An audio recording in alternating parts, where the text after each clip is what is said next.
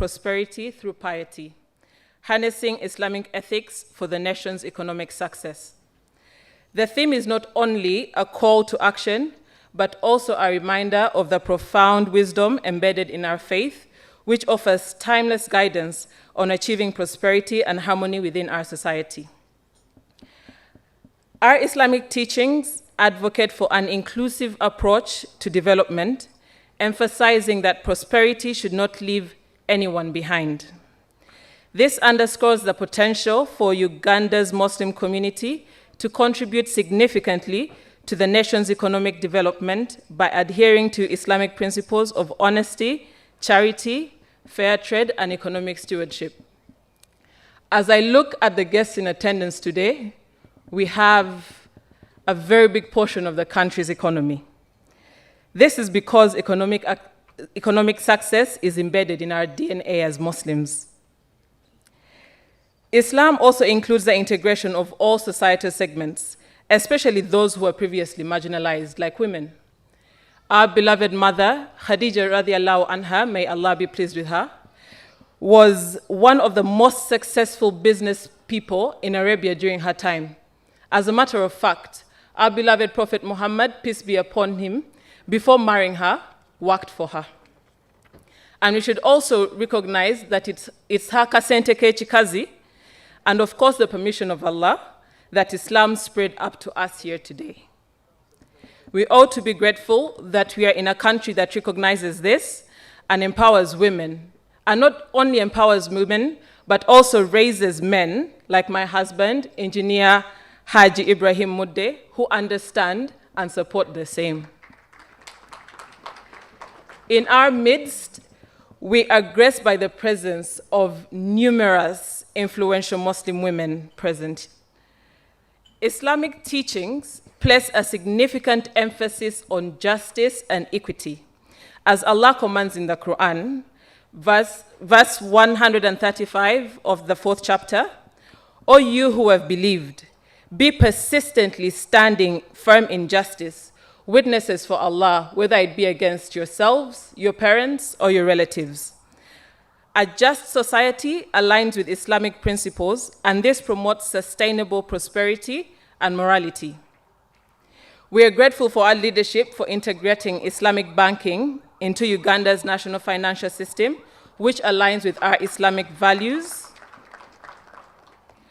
promotes financial inclusivity, and drives economic growth.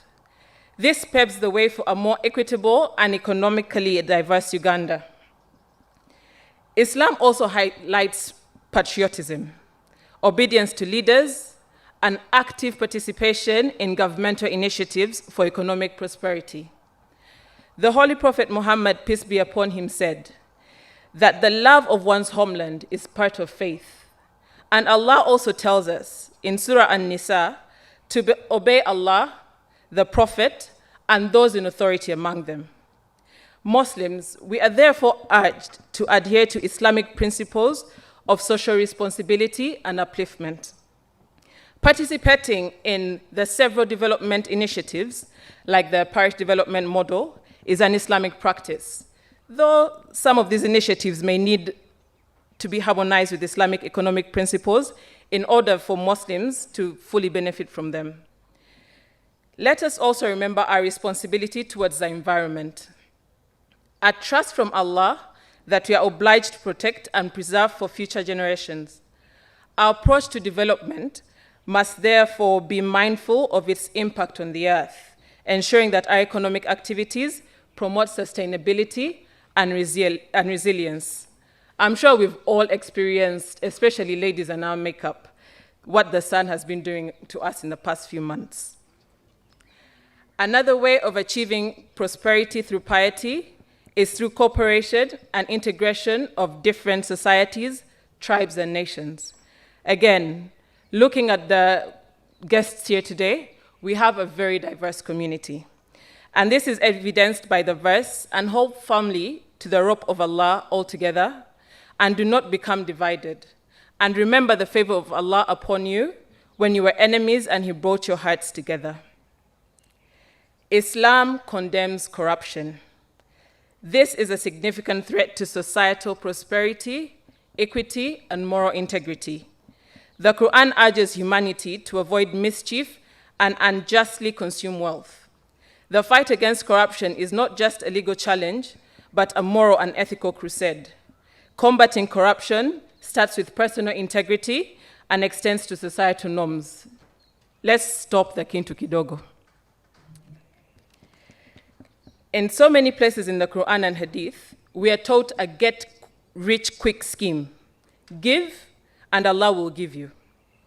Paying our zakah and giving in charity is not only for those that have a lot. It's for all of us. And as Allah tells us, indeed, the men who practice charity and the women who practice charity, they have loaned Allah a goodly loan. It will be multiplied for them, and they will have a noble reward. Who here does not want to have a debt with Allah? Then, of course, our faith encourages us to pray, and pray, and pray. But, again, our beloved Prophet Muhammad, peace be upon him, showed us the importance of taking action after prayer, when he encouraged one of his Sahabas to first tie his camel, then ask Allah to protect it for him. Islam is not an easy religion when the sun is shining in your pocket. The thousands that have left for Umrah this week can attest to this. And the Hajis who have already received Eid Abaya budgets can also attest to this.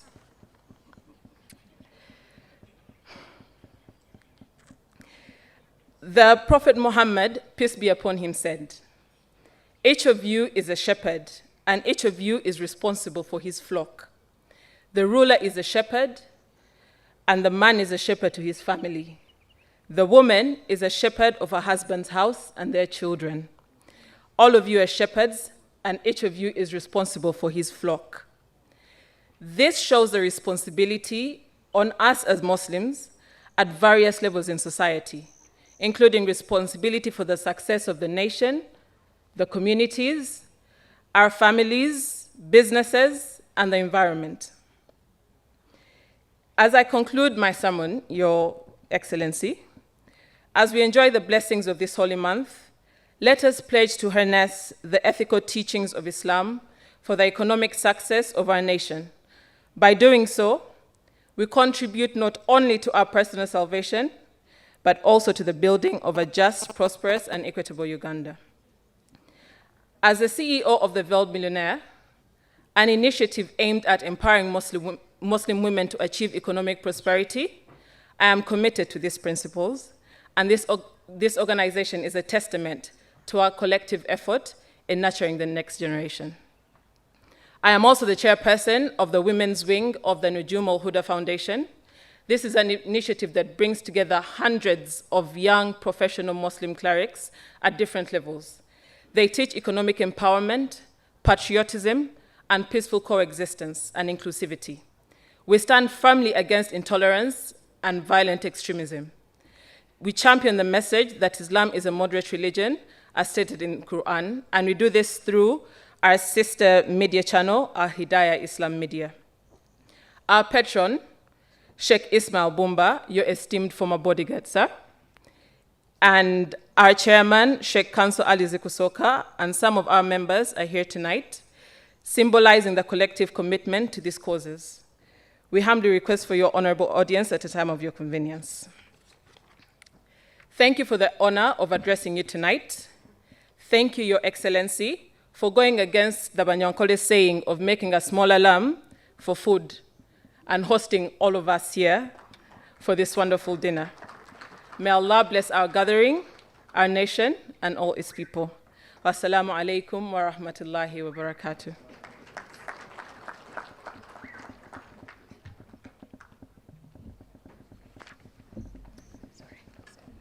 Wa alaikum salam wa rahmatullahi wa barakatuh. Thank you very much, Hajat Mariam Nalumansi, for that powerful sermon. It has so many lessons for us to learn.